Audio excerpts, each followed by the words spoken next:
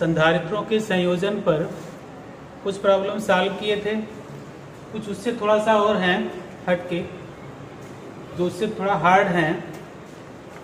अब जैसे देखिए, ये आपका जो पहला क्वेश्चन है, ये 3 संधारित्र हैं, 3 माइक्रोफैरड, 4 माइक्रोफैरड और 5 माइक्रोफैरड के।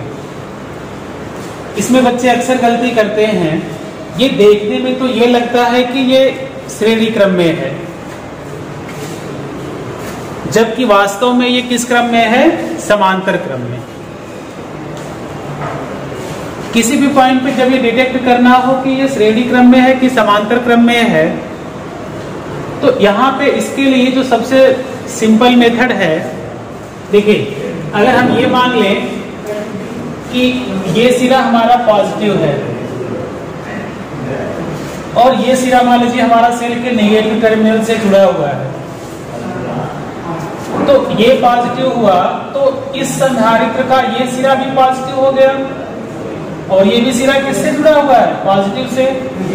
यहाँ पे हुआ, ये भी पॉजिटिव हो गया। अब जो आपके तीनों संधारित्र हैं, तीनों संधारित्रों की एक एक प्लेटें पॉजिटिव टर्मिनल से जुड़ गई। अच्छा, दूसरा टर्मिनल हमने निगेटिव ले लिया। अब ये देखिए, ये टर्मिनल निगेटिव है तो ये निगेटिव हुआ, ये वहां से कनेक्टेड है तो ये निगेटिव हुआ आपका और ये निगेटिव हुआ। ठीक है, अब आप इसको ध्यान से देखें कि सभी संधारित्रों के एक प्लेट्स बिंदु ए से जुड़े हुए हैं और सभी संधारित्रों के दूसरे प्लेट बिंदु बी से जुड़े हुए हैं। और आपने समांतर क्रम में ये परिभाषा में ये पढ़ा हुआ है कि यदि सभी संधारित्रों के एक प्लेट एक बिंदु से व दूसरे प्लेट किसी दूसरे बिंदु से जुड़े हुए हो तो संधारित्रों के इस प्रकार के संयोजन को ही हम समांतर क्रम संयोजन कहते हैं। तो यहां से जो ये 3 माइक्रोफैरड, 4 माइक्रोफैरड और 5 माइक्रोफैरड के संधारित्र हैं, इनको हम ऐसे भी बना सकते हैं कि ये आपका हो गया 3,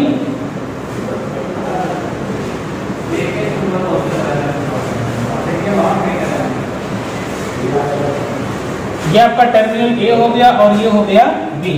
इसको सपोज कर लीजिए कि ये 3 माइक्रोफैरड का है और ये 4 माइक्रोफैरड का है और ये 5 माइक्रोफैरड। अब ये तीनों किस क्रम में है? समांतर क्रम में। तो इनकी तुल्यधारिता क्या हो जाएगी? समांतर क्रम में तुल्यधारिता C किसके इक्वल होता है? C1 plus C2 plus C3। तो तुल्यधारिता इसकी यहाँ पे हो जाएगी, अगर ये C1 है, ये आपका C2 हो जाए और ये C3, तो C किसके इक्वल हो जाएगा? 3 प्लस 4 प्लस 5, ये हो जाएगा 12 माइक्रोफैरड। ठीक है, अगर ये यहाँ पे ये न जुड़ा हुआ होता, जैसे जब भी आप क्वेश्चन सॉल्व करिए तो एक बार ये जरूर ध्यान दीजिए कि अगर ये इसकी जो ब्रिज बने हुए हैं, अगर ये हटा दिया जाए, अब ये तीनों संधारित्र क्या हो गए? अब अगर आपने ये जो ब्रिज डिस्कनेक्ट कर दिया, अब ये आपके जो तीनों संधारित्र हैं ये श्रेणी क्रम में है। ठीक है, तो जब भी इस तरह का क्वेश्चन हो और कहीं से ये वायर कनेक्टेड हो, आप इस प्रश्न को केयरफुली सॉल्व करिए और ये देखिए कि अगर इस तरह का कहीं पे कनेक्शन है तो वहां पे केयरफुली देखिए ध्यानपूर्वक कि कहां से वायर कहां पे कनेक्ट है। ठीक है, अब जैसे अगर ये नहीं कनेक्टेड है तो तीनों किस क्रम में हो गए? श्रेणी क्रम में। तब इसकी तुल्यधारिता क्या हो जाएगी? 1/c is equal to 1/3 plus 1/4 plus 1/5। इसको सम कर लीजिए, तो इसकी वैल्यू आती है वो हो जाएगा आपका इक्विवेलेंट कैपेसिटेंस। यहाँ पे 100 माइक्रोफैरड का है, ये 200 माइक्रोफैरड का, ये 200 माइक्रोफैरड का और ये 100 माइक्रोफैरड। तो तुल्यधारिता निकालनी है, वो A और B के बीच का, A और B के बीच का है। अगर आप इसको यहां से सपोज कर लीजिए कि ये स्प्रिंग का बना हुआ या वायर का ही है, आप इसको ऐसे इसको स्ट्रेट कर दें, यहां से इसको स्ट्रेच करें, पॉइंट ए को अगर आप उठा के ले आए यहाँ पे, तो देखिए ये कैसे बन जाएगा आपका, ये यहाँ पे आएगा ऐसे, ये आपका हो जाएगा 100 माइक्रोफैरेड और ये आपका टर्मिनल हो गया ए। तो जो इसका नेक्स्ट फिगर होगा आप इसको ऐसे ड्रा कर सकते हो, और ये आपका टर्मिनल बी है ही, आप चाहो तो इसको भी थोड़ा सीधा कर लीजिए, ये आपका हो गया बी। अब इस क्वेश्चन को सॉल्व करने के लिए पहले देखिए ये दो संधारित्र किस क्रम में हैं, श्रेणी क्रम में है। ये श्रेणी क्रम में है तो इनकी तुल्य धारिता क्या होगी, ये 200 माइक्रोफैरेड, ये 200 माइक्रोफैरेड। अगर इनकी तुल्य धारिता यहाँ पे C डैश मान ली जाए तो श्रेणी क्रम में है, तो श्रेणी क्रम के लिए तुल्य धारिता इनकी C डैश हो तो 1/C dash is equal to 1/100 plus 1/100 is equal 200। ठीक है, ये हो गई 1/200 प्लस 1/200 इज इक्वल टू ये हो गया 2/200, या 1/C dash is equal to 1/100, तो C dash is equal to 100 microfarad. ठीक है, तो ये तो आपका फर्स्ट फिगर हो गया। तो सेकंड फिगर आप ड्रा कर सकते हो, इन दोनों के प्लेस पे आप लिख सकते हो 100 माइक्रोफैरेड। तो जो आपका नेक्स्ट हो सकता है ये ए हो गया आपका 100,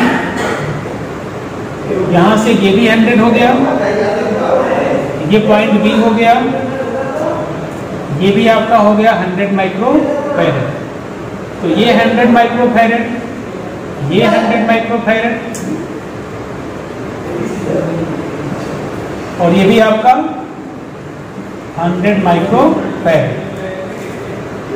अब ये 100 और 100 पैरेलल हैं, तो समांतर क्रम में अगर हम कहें कि इनकी तुल्य धारिता मान लीजिए C डबल डैश है, तो इनका जो इक्विवेलेंट होगा वो कितना हो जाएगा इन टर्मिनल्स के बीच का,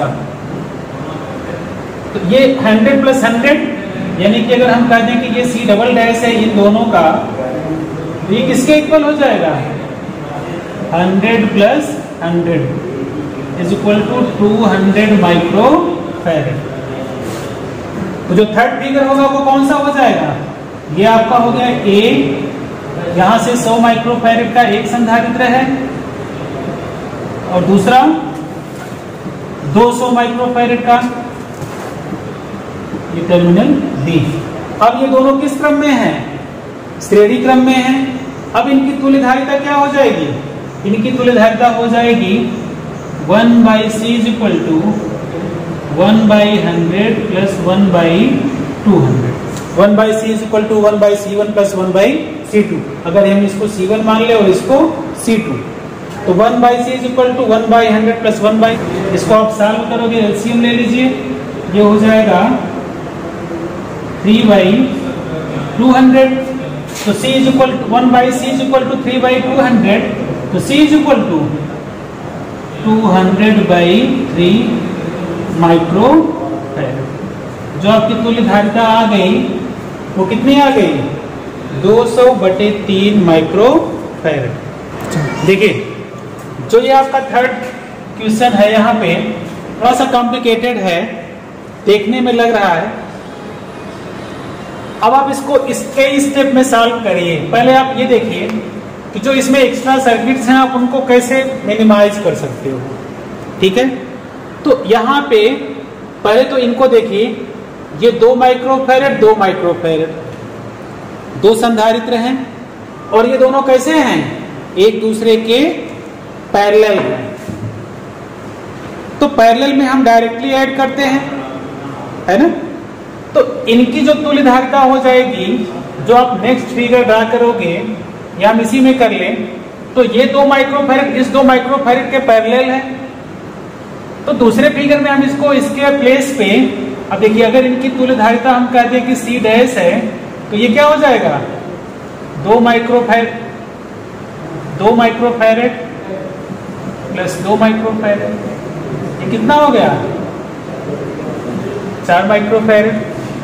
ठीक है, तो यहाँ पे आप इन दोनों को रिप्लेस करके इनके प्लेस पे आप ऐसे भी बना सकते हैं। ये हो गया आपका 4 माइक्रोफैरड। ठीक है, फिर अगर आप देखें तो ये सीरीज ऑर्डर में हो गया। ये ए से बी के बीच में ये किस ऑर्डर में है? 4 माइक्रोफैरड और 8 माइक्रोफैरड, ये सीरीज में है। इनका इक्विवेलेंस कितना होगा? अगर इनको हम ऐड कर लें, मान लीजिए कि इसका ये C डबल डैश है, तो ये हो जाएगा 1/4 + 1/8, या ये हो जाएगा, एलसीएम लेके आप इसको सॉल्व कर लें तो ये हो जाएगा 3/8, या C डबल डैश हो गया 8/3 माइक्रोफैरड। ठीक है, अब आप क्या कर सकते हो, इन दोनों के प्लेस पे अगर हम इसको हटा दें तो नेक्स्ट अब हमारा ये बचा, यहां से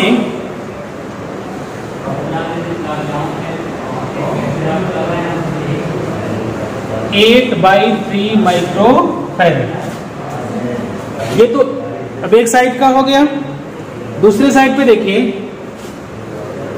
यहां पे ये 12 है और ये 6 है।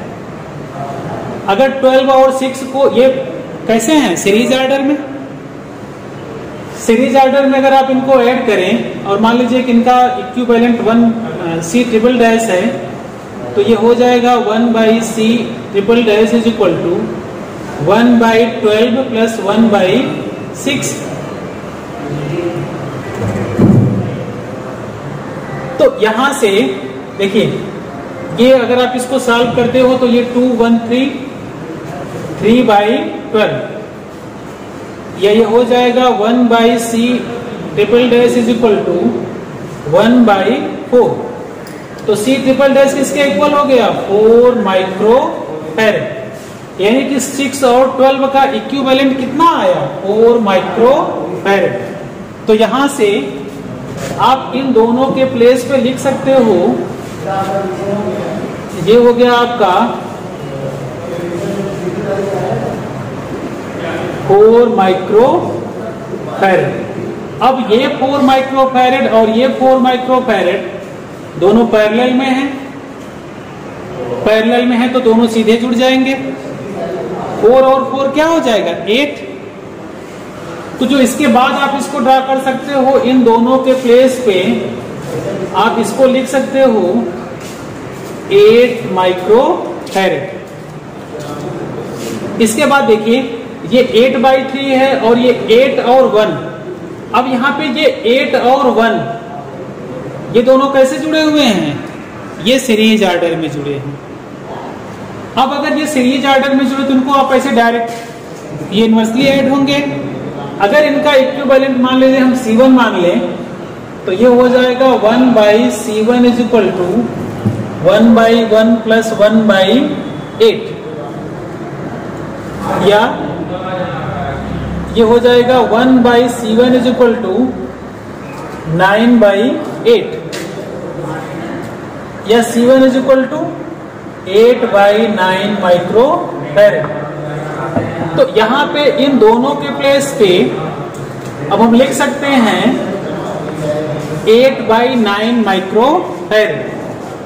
तो जो आपका लास्ट फिगर आप इसमें ड्रा कर सकते हो, यहां से आप इसको बना सकते हो ऐसे। देखिए, ये आपका हो गया टर्मिनल A, ये हुआ B, यहां पे आपका एक कैपेसिटर है 8/3 माइक्रोफैरड का, और यहां पे है आपका दूसरा 8/9 माइक्रोफैरड का। अब ये दोनों कैसे हैं? पैरेलल हैं। पैरेलल है तो इनको आप डायरेक्टली ऐड कर सकते हो। तो इनका इक्विवेलेंस क्या हो जाएगा?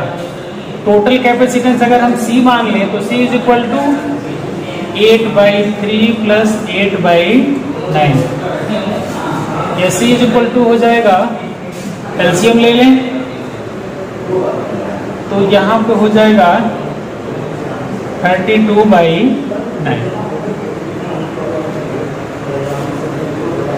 ठीक है, तो इस पूरे सर्किट का इक्विवेलेंट कैपेसिटेंस क्या आ जाएगा? 32/9। आपका जो नेक्स्ट क्वेश्चन है कि पारे की 27 एक समान बूंदों में प्रत्येक को 10 वोल्ट के विभव तक आवेशित किया गया है। यदि उन बूंदों को मिलाकर एक बड़ी बूंद बनाई जाए तो बड़ी बूंद पर विभव क्या होगा? देखिए, इस क्वेश्चन को सॉल्व करने के लिए आप इसके जो पहले का चैप्टर पढ़े हैं विभव का, वहां से भी आप सॉल्व कर सकते हैं और यहां से भी आप कैपेसिटर पढ़ चुके हैं, उसके हेल्प से भी कर सकते हैं। ठीक है, लेकिन दोनों ही प्रश्नों में हल करने के लिए पहले आपको यह निकालना होगा कि जो बड़ी बूंद की त्रिज्या है तो और छोटी बूंद, यानी कि जब 27 बूंदों को आप मिला करके एक बड़ी बूंद बनाओगे तो छोटी बूंद और बड़ी बूंद की त्रिज्या में क्या रिलेशन है, यानी कि बड़ी बूंद की त्रिज्या छोटी बूंद की त्रिज्या की कितनी गुनी होगी, आप वो फाइंड कर लीजिए।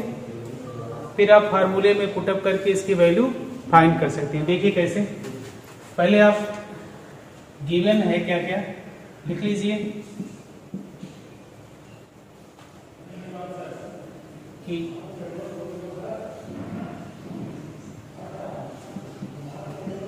प्रत्येक छोटी बूंद का विभव ये दिया है 10 वोल्ट और बूंदों की संख्या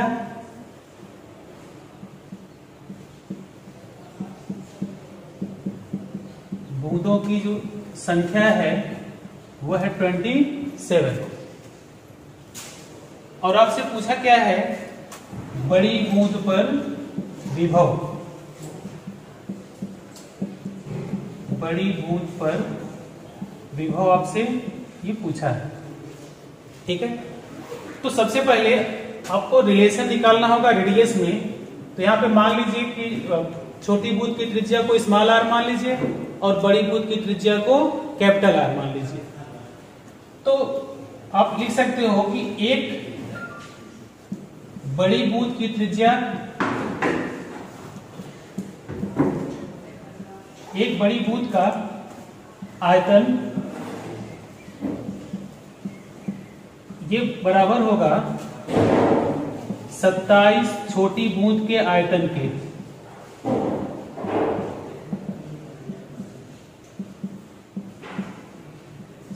छोटी बूंद के आयतन के। और आपको ये पता है कि आयतन का जो सूत्र होता है वो 4/3 पाई आर क्यूब। तो बड़ी बूंद की त्रिज्या को अगर हम कैपिटल आर ले लें तो यहां से ये हो जाएगा 4/3 पाई आर क्यूब और ये छोटी बूंद की त्रिज्या को हम स्मॉल आर ले लेते हैं तो ये हो जाएगा 27 × 4/3 पाई आर क्यूब।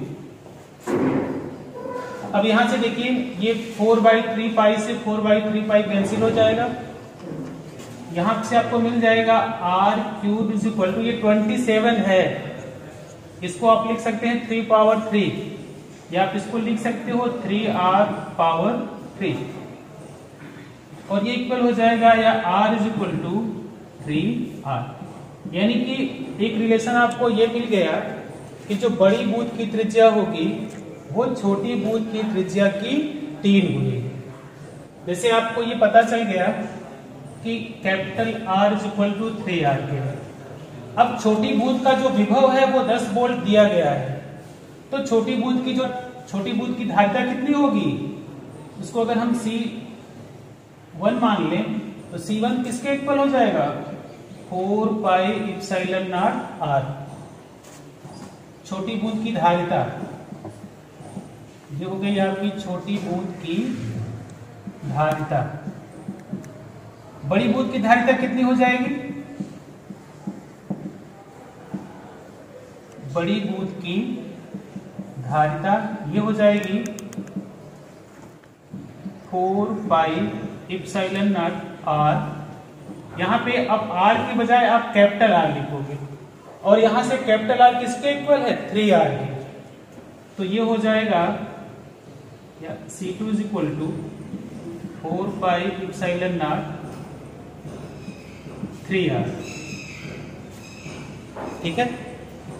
अब यहां से देखिए छोटी बूंद पर विभव दिया है 10 volt, V is equal to Q by C। ये फार्मूला होता है। छोटी बूंद का विभव 10 वोल्ट है, तो आप लिख सकते हो 10 किसके इक्वल है? छोटी बूंद पर अगर जो आवेश है मान लीजिए वो Q है, तो ये हो गया 10 is equal to Q by, और C की वैल्यू किसके इक्वल हो जाएगी?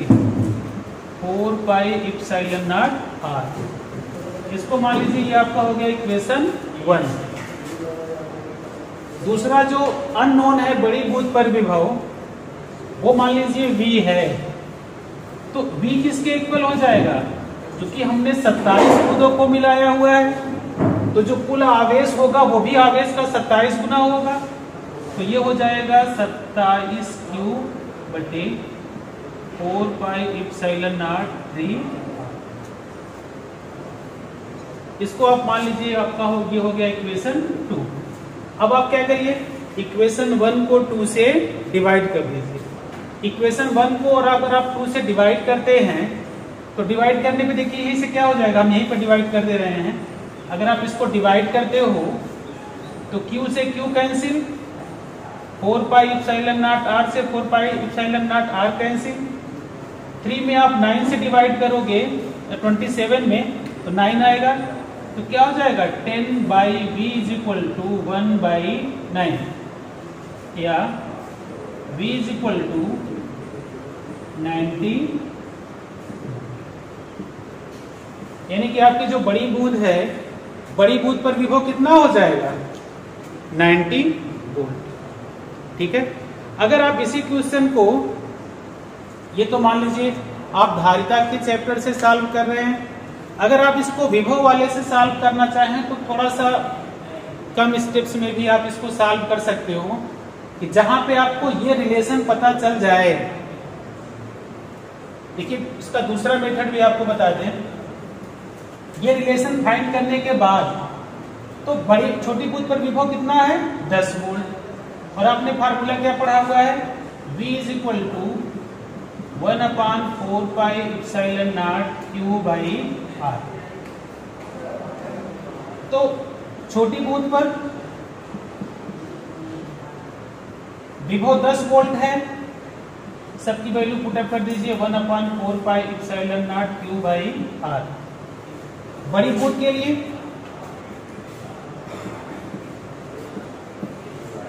ये अननोन है, ये हो जाएगा 1/4 pi epsilon naught 27Q by capital R। यहां पे भी आप अगली लाइन में फिर क्या कर सकते हो, कैपिटल R के प्लेस पे 3R।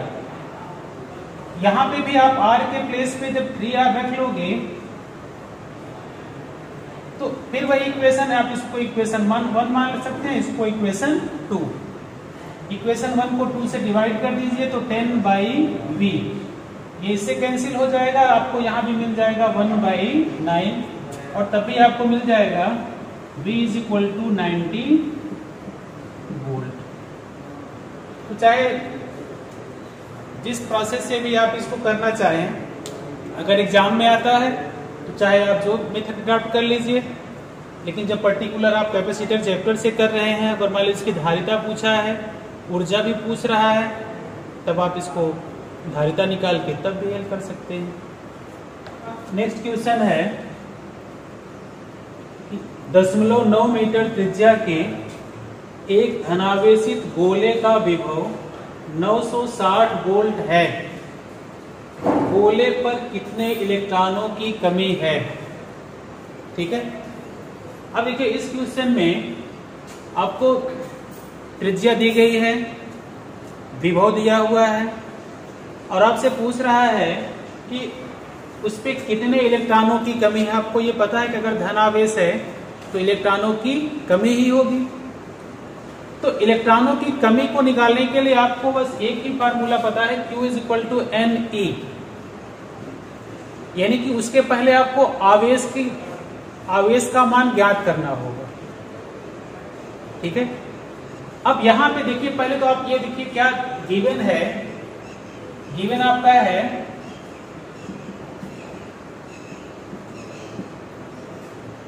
उसकी त्रिज्या 0.9 मीटर और उसका जो दिया है विभव, विभव है ये है 960 वोल्ट। ठीक है, अब देखिए आपने पढ़ा हुआ है Q is equal to C V, Q is equal to C V, यानी कि आपको Q की वैल्यू फाइंड करनी है। और यहां पे ठीक है, आपको Q की वैल्यू फाइंड करने के लिए C की वैल्यू चाहिए और V की वैल्यू चाहिए। C की वैल्यू अभी नहीं पता है आपको, लेकिन यहाँ पे रेडियस गिवन है, तो आपको ये पता है कि धारिता C किसके इक्वल होती है, 4 पाई इप्सिलॉन नॉट r। तो यहां से आप धारिता निकाल लीजिए। धारिता कितनी हो जाएगी, ये हो जाएगी 4 pi epsilon naught, 1/4 pi epsilon naught की वैल्यू होती है 9 इंटू 10 पावर 9। तो ये 4 पाई इप्सिलॉन नॉट r की वैल्यू क्या हो जाएगी, 1/9 इंटू 10 पावर 9, और r की वैल्यू कितनी है 0.9, तो यहाँ पे लिख लीजिए इंटू 0.9। ये आपकी C की वैल्यू हो गई। ठीक है, अब यहां से देखिए Q की वैल्यू आप निकाल लीजिए। Q is equal to C into V, V की वैल्यू ऑलरेडी गिवन है, C की वैल्यू पुटअप करिए, ये हो गया 0.9/9 इंटू 10 पावर 9 इंटू V की वैल्यू 960। ठीक है, ये तो आपको Q की वैल्यू मिल गई। आप इसमें देखिए, आपको ये पता है कि Q इज इक्वल टू क्या होता है, Ne। आपको निकालना है यहाँ पे धनावेशित गोले पर इलेक्ट्रॉनों की कितनी कमी है।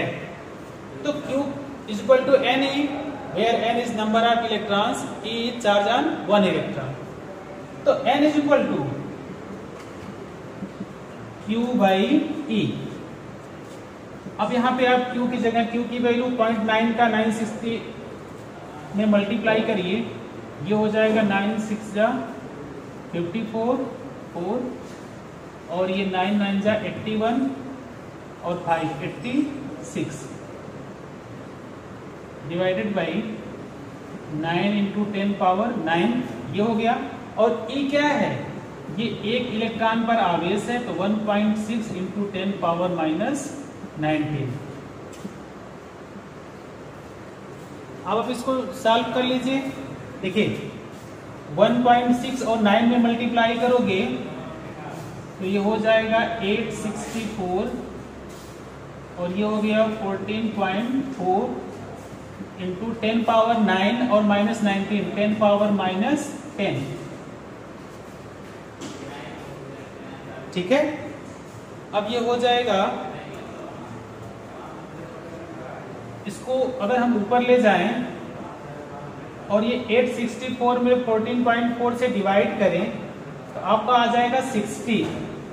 तो ये हो जाएगा 60 इंटू 10 पावर 10, या आप इसी को लिख सकते हो 6 इंटू 10 पावर 11।